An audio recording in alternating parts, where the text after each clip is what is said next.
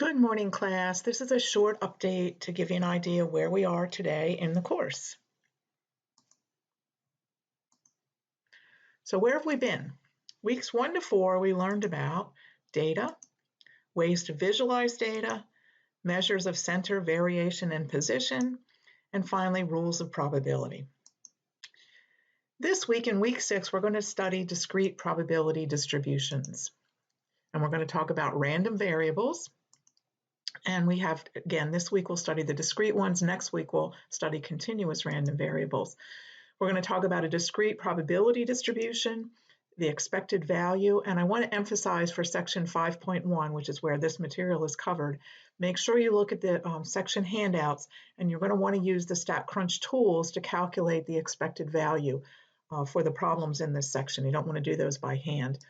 And then in 5.2, you'll learn about the binomial probability distribution. And again, you want to use StatCrunch because there's a calculator in there. In 5.1, you'll use the calculator titled Custom, and in 5.2, you'll use the binomial calculator to work the probabilities for those problems. Again, take a look at the handouts and also the StatCrunch videos, which are linked in the week 6 module. So for your assignments this week, this is a good week to catch up on old homework if you want to improve any scores, because you only have 2 homework assignments this week, 5.1 and 5.2. You'll have a weekly quiz, and then you also have a discussion where we're going to focus on the binomial situation. I want you to identify a situation where a binomial distribution is applied to a real-world problem. And in that situation, what is N, P, and Q? And again, these are defined in the handout for this week. And then calculate a probability for a particular value of X in this situation. And I'll let that for you to pick a value of X in that real world situation and calculate the probability for that, or give us a link to where you found the probability. So where are we going? So next week, we're going to study continuous random variables, a continuation of what we did in this week's section, and talk about probability distributions. And then from there, that's going to lead us to inferential statistics that we'll study in the remaining weeks of the semester.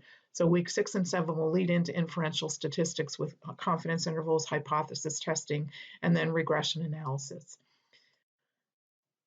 Feel free to contact me with any questions. And again, I want to make sure everybody knows you need to keep up with your weekly assignments in order to be prepared for the proctored final exam. So make sure you do your homework each week, your weekly quiz, and also participate in the weekly discussion, because that's a good time for you to interact with one another in the course. So have a great week.